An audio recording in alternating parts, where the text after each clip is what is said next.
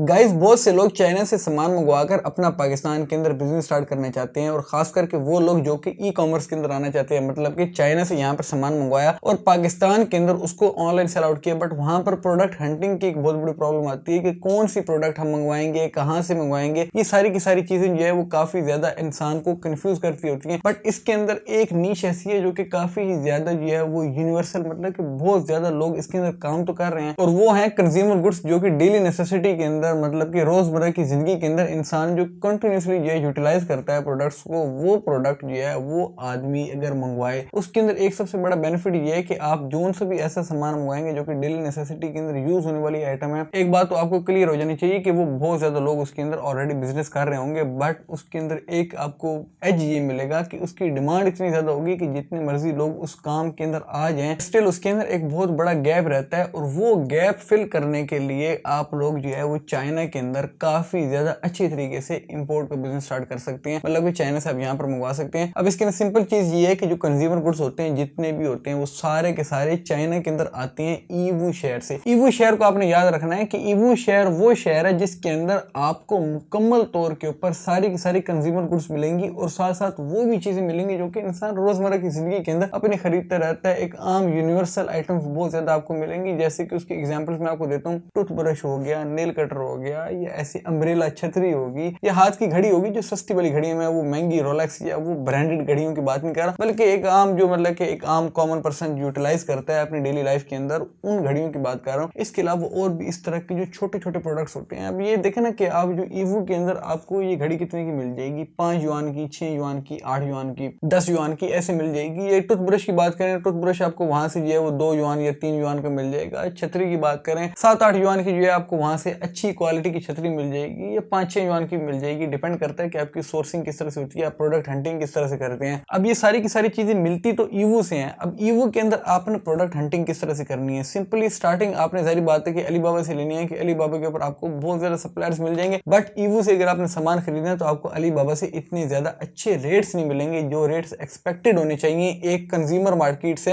एक ऐसी मार्केट से जो कि बहुत बड़ी मार्केट है। वहां से जो रेट आपको एक्सपेक्टेड होनी चाहिए वो रेट्स आपको अलीबाबा से नहीं मिलेंगे। अलीबाबा से आपको क्वालिटी सप्लायर्स भी मिल जाएंगे, और हो सकता है, मैं ये नहीं बिल्कुल डिनाई नहीं कर रहा इस बात को कि बिल्कुल ही नहीं मिलेंगे, मिल जाएंगे, लेकिन उसके ऊपर बहुत ज्यादा आपको मेहनत करनी पड़ेगी। अलीबाबा के साथ साथ एक और प्लेटफॉर्म है जो कि स्पेसिफिकली ईवू शहर का प्लेटफॉर्म है, मतलब कि ईवू जो सिटी है उसके अंदर जो प्रोडक्ट्स होती हैं उसके ऊपर बेस्ड है वो प्लेटफॉर्म, उसका नाम है ईवू गो। ईवू गो प्लेटफॉर्म के ऊपर आपको बहुत ज्यादा ऐसी प्रोडक्ट्स मिल जाएंगी जो कि स्पेसिफिकली ईवू से हमें मिलती हैं। अब उसके अंदर सिंपल सीन ये है कि आपने कुछ चीजें जो है वो नोटिस करनी है ईवू गो से लेने से पहले। सबसे पहली चीज ये है कि ईवू गो के ऊपर क्वालिटी क्राइटेरिया जो है वो उस किस्म का नहीं है जिस किस्म का आपको अलीबाबा के ऊपर मिलता है, कि अलीबाबा के ऊपर मोस्टली हमें काफी ज्यादा पता होता है कि ये बंदा किस किस्म की क्वालिटी प्रोवाइड करेगा। बट ईवू गो क्योंकि ऐसी मार्केट है जो कि बहुत ज्यादा जिसके ऊपर सप्लायर्स अवेलेबल है, और वो बहुत ज्यादा जो है वो एक ही शहर के अंदर मतलब की मार्केट है, इतनी ज्यादा वो वास्ट मार्केट नहीं है, इवन दो कि वो इंटरनेशनल बायर्स को ही अट्रैक्ट करने के लिए मार्केट है, बट एक शहर की लिमिटेड मार्केट के अंदर और एक वर्ल्ड वाइड एक ग्लोबल ब्रांड के अंदर बहुत बड़ा डिफरेंस होता है। इस डिफरेंस को ध्यान में रखना है आपने। बार ईवू गो के ऊपर आपने सोर्सिंग करते वक्त फर्स्ट ऑफ ऑल क्वालिटी का ध्यान रखना है। क्वालिटी के लिए आपको जाहिर बात है कि पहले सैंपल्स मंगवाने पड़ेंगे। सैंपलिंग ईवू गो के ऊपर करनी अलीबाबा से भी बहुत ज्यादा जरूरी है, इवन दो कि अलीबाबा के ऊपर भी अगर आप सामान खरीदते हैं वहां से भी आपके लिए सैंपल मंगवाने जो है बहुत ज्यादा लाजमी है। सैंपल मंगवाने का बहुत ही ज्यादा आसान तरीका है कि आप जिस भी सप्लायर से बात कर रहे हो वो अक्सर आपको जो है वो DHL के रेट प्रोवाइड करता है, कोरियर के, जो हम यहाँ पर बैठ के कहते हैं कि यार ये तो बहुत महंगा है भाई, इतना महंगा जो है सैंपल कौन अफोर्ड कर सकता है। आपने सिंपली उसको ये बोलना है कि भाई हमें आप DHL के थ्रू सैंपल प्रोवाइड ना करो, हमें आप चाइना पोस्ट के थ्रू भेजो। चाइना पोस्ट के ऊपर बहुत ही ज्यादा सस्ते रेट्स होते हैं, तकरीबन मेरे ख्याल में अगर आप कोई एक सैंपल मंगवाते हैं तो वो 8-10 RMB या 20 RMB के अंदर अंदर आपका वहां से